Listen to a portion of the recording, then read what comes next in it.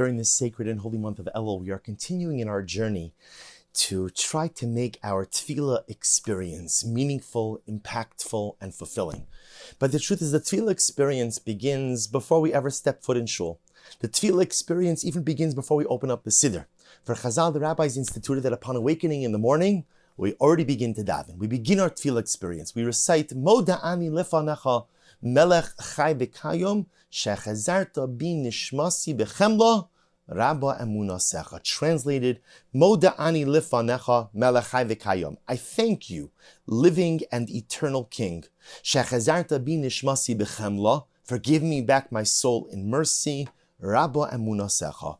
Great is your faithfulness. The rabbis were so eager for us to begin the Tefilah experience that they created this Tefilah that does not have the name of Hashem, so that we're able to say it immediately upon awakening in the morning. And the truth is, this Tefilah is multifaceted. This opening morning prayer is so profound on so many different levels, but I want to share with you an incredible story. The story is told about the great tzaddik, Rabbi Yeshaya Mishulam Zushya of Chernobyl. The Rebbe of Chernobyl. Chernobyl is one of the great Hasidic dynasties. And the story is told that one time the Chernobyl Rebbe was traveling from one city to another. And originally the journey was supposed to take a day. The Rebbe was traveling with an entourage.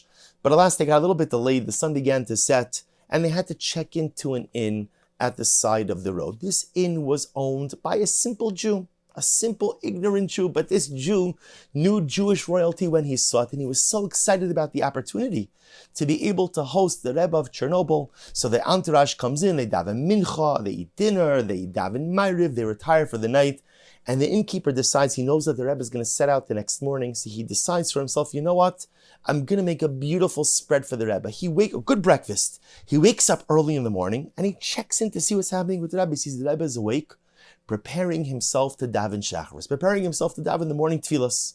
Okay, so the innkeeper figures plenty of time. Innkeeper himself runs, he davens. After he davens, he comes and he checks back on the Rebbe, and he sees the Rebbe is still preparing. He's doing his hachonis, his preparations for shacharis. He hasn't even put on his tefillin. He hasn't even started davening, still preparations. Innkeeper says, great. He whips up a breakfast like his Su'udas Shlomo HaMelech, a meal of Solomonic proportions. Multiple courses, fresh bread, everything beautiful, beautiful. Finally, he finishes, the table is set, he's ready to go. He looks back into the Rebbe's room, and the Rebbe is still engrossed in his hachonos, his preparation for davening. He has not yet even begun to actually daven yet. A couple of minutes go by, an hour goes by, finally 2 hours later, the Rebbe emerges from his room, having daven shachris, sits down at the table, and he's awed by the generosity of the innkeeper. He thanks his host profusely, washes, and begins to sit down to have the morning meal, to have breakfast. As the Rebbe is eating, the innkeeper comes over, and the Rebbe, of course, again expresses his incredible gratitude. The innkeeper says, Rebbe, can I ask you a question? The Rebbe says, of course. He says, Rebbe, explain to me, what were you doing for so long before shachris? I understand, person davens along Psuke de Zimra, says brachos with kavana, daven shmona esrei with overwhelming concentration. But what were you doing before davening that took you so long? And said the Chernobyl Rebbe to this simple Jew something amazing. So I'm going to tell you the truth. In the morning when I say Moda'ani, I thank you Hashem, I often find it difficult to move past the word ani, I. Because as soon as I say, I thank you Hashem, I begin to wonder, who am I? What am I? What is my purpose in this world? What is my shlichus? What is my agency? What am I here to accomplish? And how should I accomplish it? How do I give HaKadosh Baruch Hu nachos? How do I make the Ribbono Shel Olam proud?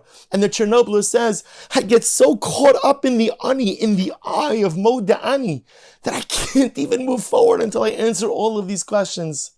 That's why my hachonas, that's why my preparations for davening take so long.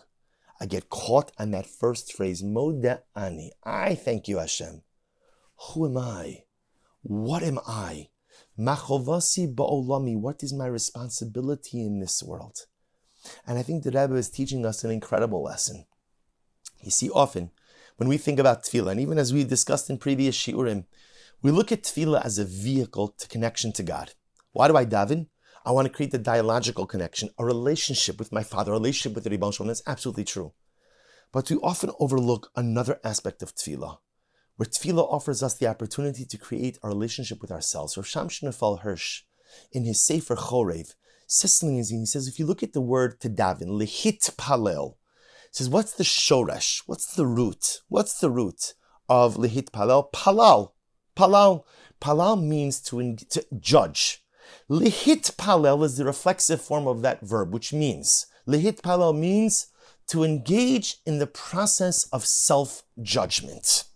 Says Rav Shamshon Raphael Hirsch, Tefilah offers us the opportunity to disconnect from the manic pace of life and to think not only about God, but to think about me, the ani. Who am I? What am I? What am I doing? Where am I going? What's my mission? What's my destiny? Am I actualizing my potential? Lehit palel means that Tefilah offers me the opportunity to engage in the process of self-evaluation, self-judgment, and introspection. You see, we often think that the goal of Tefilah is whatever you do, don't let your mind wander. Kavana means concentration, don't wander.